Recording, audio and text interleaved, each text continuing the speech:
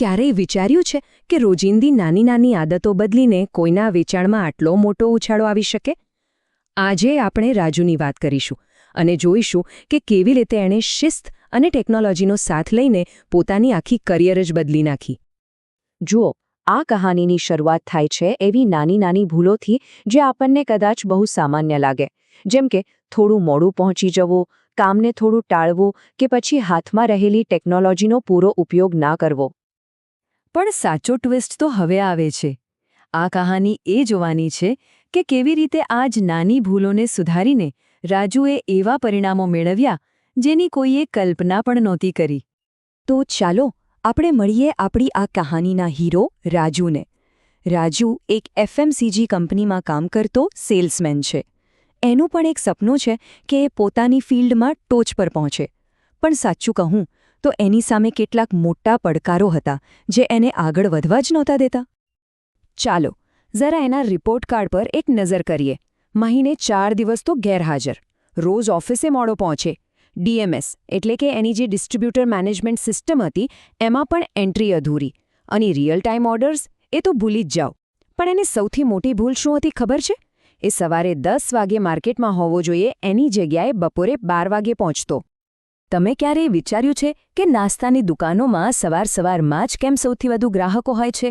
કારણ કે મોટાભાગના લોકો સવારે જ નાસ્તો ખરીદતા હોય છે.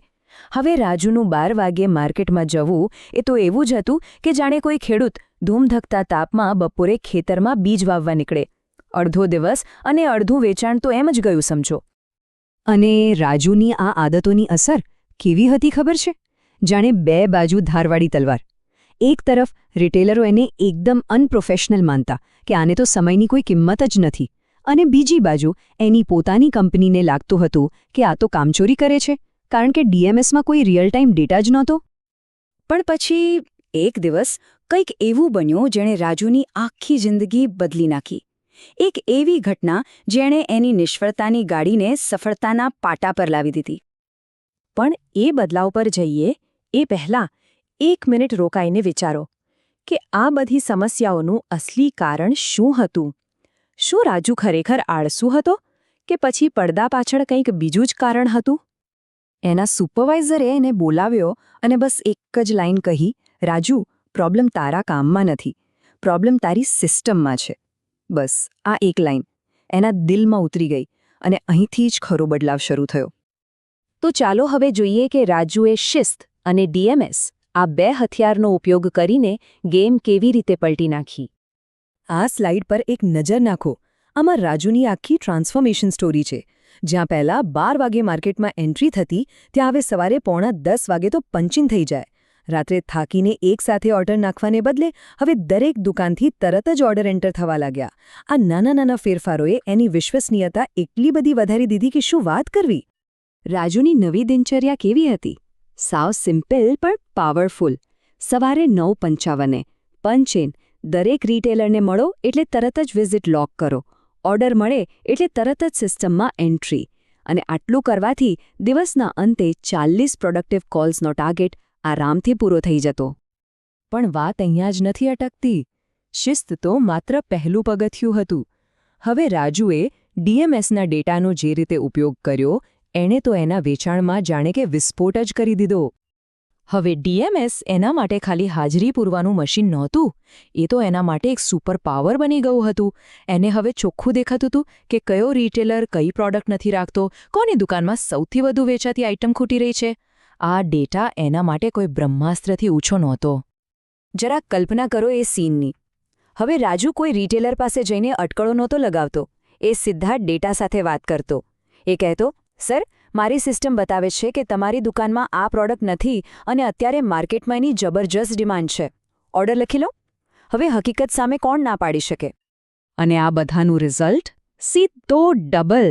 એની રેન્જ સેલિંગમાં એટલે કે અલગ અલગ પ્રોડક્ટ્સ વેચવાની ક્ષમતામાં 2 ગણો વધારો થયો. વિચારો, 2 ગણો! આ કોઈ નાની વાત નહોતી. તો હવે આવીએ આ કહાનીના ક્લાઇમેક્સ પર. કેવી રીતે રાજુ ઝીરોમાંથી હીરો બન્યો? યાદ છે ને, શરૂઆતમાં કંપની એના માટે શું કહેતી હતી કે આ તો મોડો આવે છે, આના ઓર્ડર તો ફેક લાગે છે, આ તો કામ જ નથી કરતો. અને હવે હવે એ જ કંપનીના રિપોર્ટ્સમાં એના માટે શું લખાતું હતું ખબર છે? એકદમ શિસ્તબદ્ધ, રિયલ ટાઈમ ઓર્ડર અને શાનદાર બીટ કવરેજ. એની આખી છબી જ બદલાઈ ગઈ. અને આંકડા ક્યારેય ખોટું નથી બોલતા. જુઓ આ સ્કોરકાર્ડ.